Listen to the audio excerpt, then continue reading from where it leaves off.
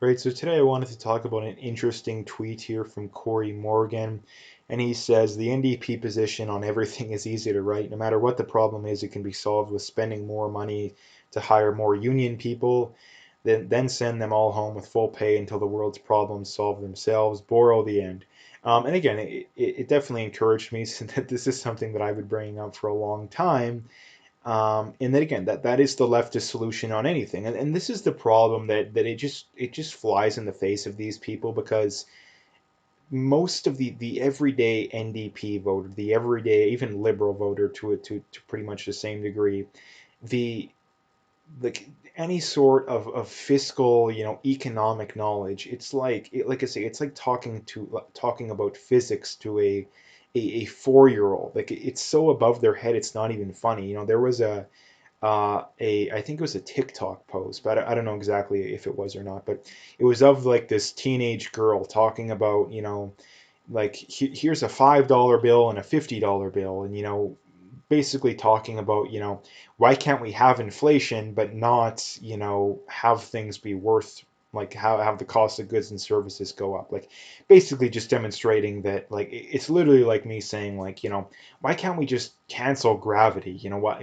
gravity, it kills a lot of people, it's kind of inconvenient, let's just get rid of gravity, right? Like it's just absolute insanity. Now again, the the people at the top, like these socialist leaders, like I don't even know about Notley. Again, I don't know about Notley or people like that. Like that's, I think, a legitimately good question. Like, do you believe that they actually think that you can literally just print endless amounts of money and give people endless amounts of free stuff, or do you think that they actually have some degree of understanding when it comes to fiscal and economic knowledge, and they know that you can't just print endless amounts of money, but they're power hungry and they just will say whatever needs to be said to get elected? I think it's probably more the second one, probably more the second one. But I think there is people like the AOCs of the world that I don't believe actually know this kind of stuff. And I think that's another problem nowadays too, is because of stuff like social media and all this kind of stuff. You can have people that have no real knowledge whatsoever that can get elected to office, which I think is something that's kind of scary these days. And that doesn't necessarily mean political experience. People say, well, what about Trump? Well, yeah, well, that's not a good argument. The point being is that Trump has been running businesses for decades. AOC was a bartender, right? Like there's a massive difference there. Again, if you've ran businesses, even if you've worked, not necessarily that a bartender isn't a real job, but if you've worked a job where you actually understand the fact that, money just doesn't come out of nowhere, and you gotta, if you understand the ins and outs of businesses and of work, because a lot of people just, they don't understand that, right? They genuinely believe that, your boss is only paying you whatever they're paying you because they're paying you, they're paying you $15 an hour, and they're making 20 or 25 and they're pocketing the difference. Well, no, they're not. They're probably actually making only slightly above that, because it makes no sense from a business, someone who's running a business's point of view, to exploit someone, for the simple reason being, and this is the reason why the gender pay gap is complete bunk. I mean, number one, the studies and the polls and all this stuff clearly prove that it's bunk. But just thinking about it from a logical perspective, let's just say that the gender pay gap did exist, and it's whatever, 78 cents or 80 cents, whatever you want to say it is. Okay, if I'm running a business, especially a bigger business, right?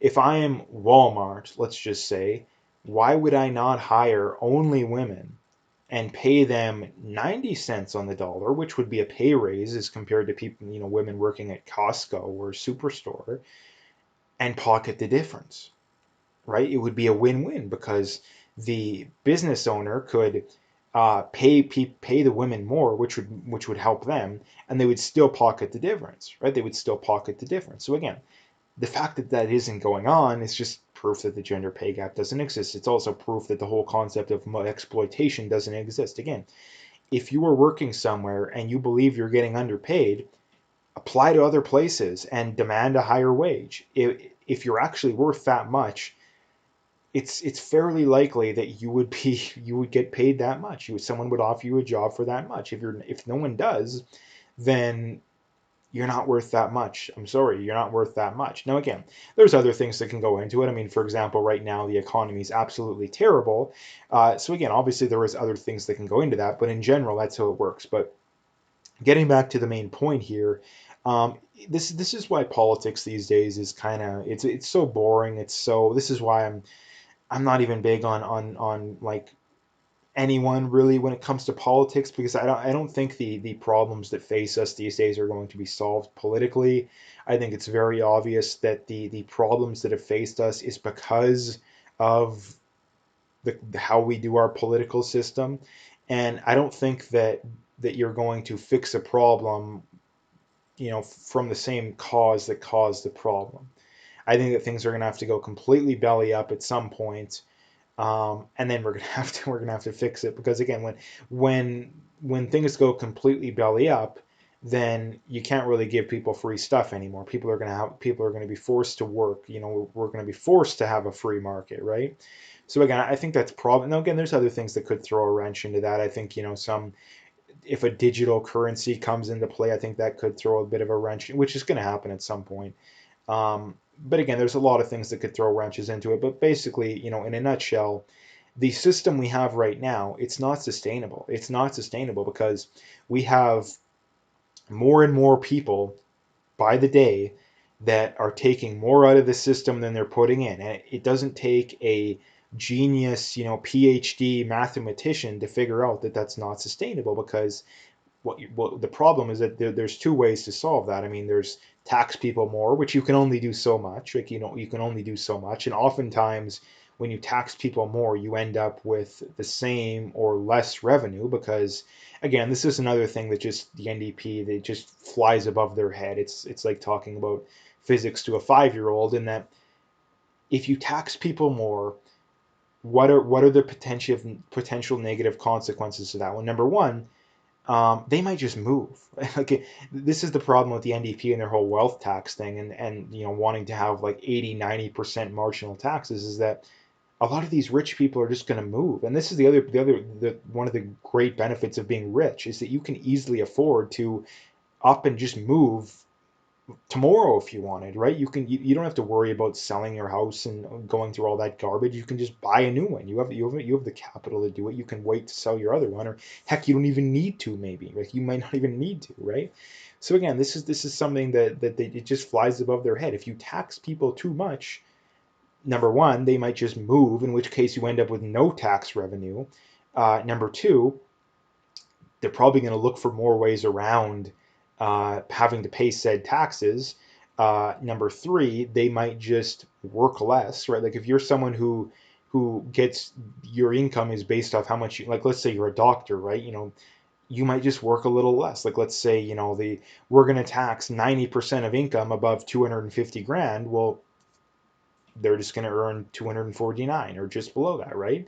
So again, this is the problem with these tax schemes, is that they all, most of the time, they don't get them to where they want to be. This is the big thing now that Jagmeet Singh's calling for, a wealth tax, and it's going to solve all their problems. But what they don't tell you is, I think it would only generate like an extra seven or something like that $billion a year. I think we're over $400 billion in debt this year, and you think seven is going to solve that? Like, that's like me saying, yeah, you know, um, I'm $100,000 in debt. Oh, here's $1,000 that'll get you out of debt. Well, no, it doesn't even come close, right? So again, it's just absolute insanity, and this is the problem too that I always bring up too, is that they always center their political worldview around, we care about the little guy, we want to help the poor, we care about the working class. Well, no, they don't.